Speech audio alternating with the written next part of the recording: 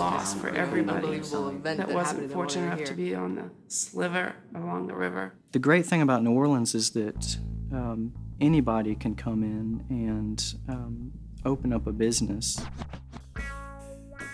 The name of our business is Metro 3, and my wife and I are the owners. Metro 3, what we do here is we design and print all of our own t-shirts, and we actually do all of that in-house. So between my wife and myself, I do all of the printing. She does a lot of the design work. Hi, I'm Eric, and this is Laura, and the name of our business is Seven Devils Imagination Parlor and Gift Shop. Seven Devils is an art gallery that sells art, films, music, CDs, and eclectic gifts of all kinds of local artists such as Maggie McLaney and Steve Williams. Who else we got in there? Hazard County Girls, Todd Volts. Yes. And, you know. All the coolest things in New Orleans. Local bands, local music, you know, some good piano music, good movies. And my name's Candace Gwynn, and my store is called Trashy Diva. I design a line of clothing for Trashy Diva called Trashy Diva. Sell corsets, real corsets, 1800s Victorian style corsets, lots of accessories as well. Lots of bling. And now lingerie. I'm Robin Lewis, and my store is called Dark Charm. I'm trying to kind of infuse a little more rock and roll into my merchandise. Whereas this is all vintage and beautiful, and just trying to have a harder edge with my stuff. All accessories. And I design a shoe line called Robin Lewis. It's gonna be coming out in the fall. And I make my own jewelry and lampshades. We're gonna take over the world. Hi, welcome to Poets Gallery. My name is Jean Landymore. I started this business about 11 years ago, and it's developed into a really unique gallery with some really unique, talented artists that seem to hover to this location to show their work. Because it doesn't conform to your traditional gallery, I guess it appeals to them, to the freedom of this gallery to express yourself, no matter how dark. The internet's grown tremendously. We've been able to expand. Yeah, we opened a couple more stores. We kind of decided that you have to spend money to make money. So and we got good deals on rent. Yeah, great deals on rent. Before the hurricane, everything was great. We were constantly getting more and more business and just becoming a bigger store every day.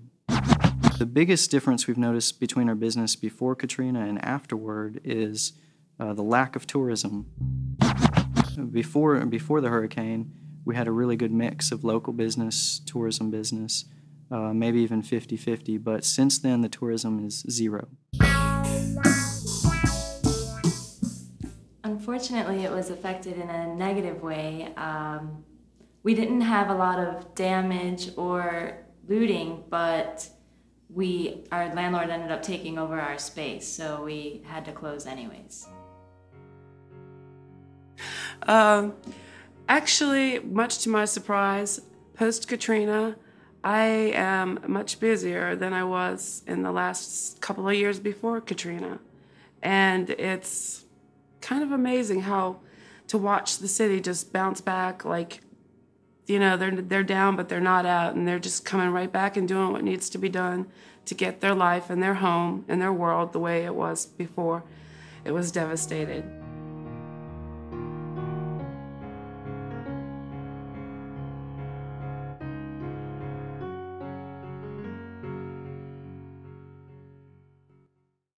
Well, we needed money. And I guess just to prove to everybody that we could, and to sort of beat big business to the punch, because it took them months to reopen there. Or they didn't reopen at all. Oh, yeah, Virgin Records still isn't I had open. nothing else to do. We started traveling We were around. really bored. can only grill so We many went to- hamburgers. We went to every Southern American city. Oh yeah, we did all kinds of traveling and just decided there was no place like it here. Well, for my wife and I, this is everything. This is what we do. So it really wasn't even a decision. We were able to come back. The store was still here. And the first thing we wanted to do was reopen. Actually, the idea of reopening, I couldn't imagine not reopening. People told me maybe it was time for another job. I've done this for 10 years here, and actually the only thing I've ever done is picture framing. And I couldn't imagine going and getting a real job, working for someone else. I wouldn't know how to begin or how to adapt to an environment working for someone else, because I've enjoyed working for myself for so long. Well, we made the decision right after Katrina happened that we wanted to keep the business open, because a lot of people were telling us you should just close it and cut your losses now. But we felt a responsibility to the city and to the artists that we had their stuff in our shop, and so we automatically wanted to stay open, or decided to stay open. Yeah, the whole reason that we were in New Orleans is because we like New Orleans and the unique things about it, and we felt an attachment to it, and we didn't want to start something and just give up. We had to at least come back and try to rebuild and try to help out, and not let everyone down that was involved with it, and try to make the city the best that it can be, and renew it.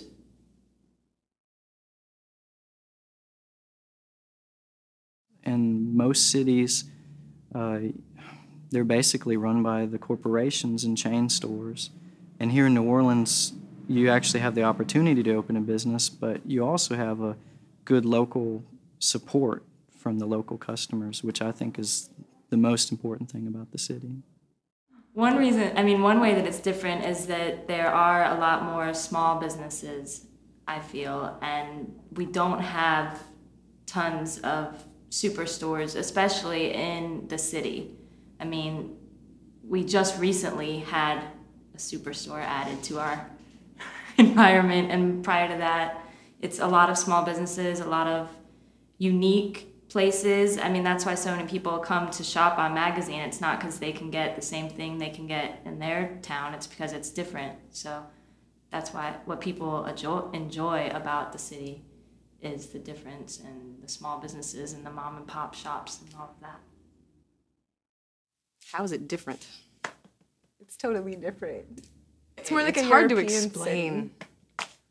Like, where else can tourists go and act like complete jackasses and not get arrested for it? Every place else you go is so uptight. It's laid back down here, and you can be politically incorrect as you want to be, and nobody cares, and it's great. Just relaxed. I second that. Where else can you drink all night and all day and all night and all day? New Orleans is the most unique location in the United States of America. It's like Europe. It's like the Caribbean. It's everything, and it's got a freedom here. People come here to be themselves, to live their life the way they want to live their life, without the confines and the templates that society and government and all such constrictions.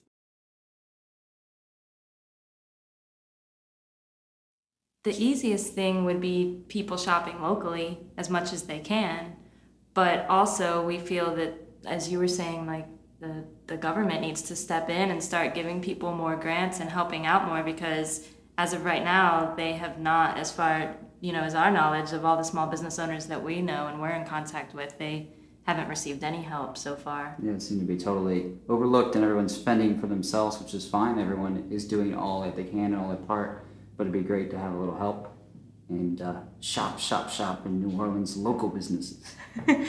Because if the small businesses leave, then it's going to change everything. You can't have a community, you can't have like an economy without small businesses. It's been proven. So it will end up, all of New Orleans will be like a wasteland, you know? And it's a beautiful wasteland right now, but you don't want to turn into shopping centers and malls and all the things that are everywhere else. I mean, those things are already done, and that's the unique thing about New Orleans is that it has the antiquity of old buildings and old corner stores and groceries and things that are more European nature.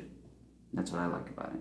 The best solution that I can think of to help preserve New Orleans small businesses is both a combination of grants and easier access to small business loans.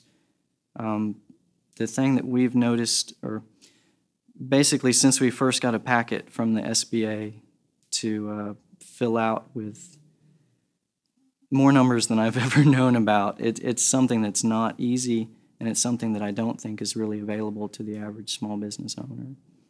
So I think to encourage to sustain small business in New Orleans, there definitely needs to be help from all levels of government. Give us some money, please.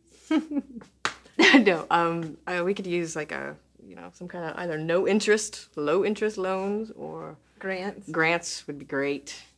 Grants. Good ad campaign to bring the tourists back. Yeah, like a mass advertising campaign. Maybe some more festivals. Give us some money, please.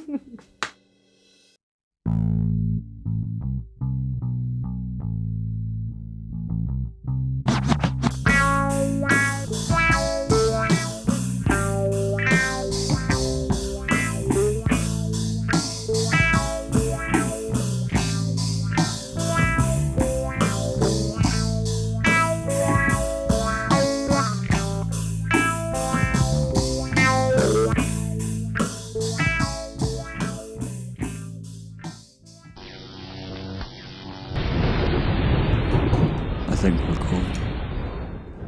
I think we got it.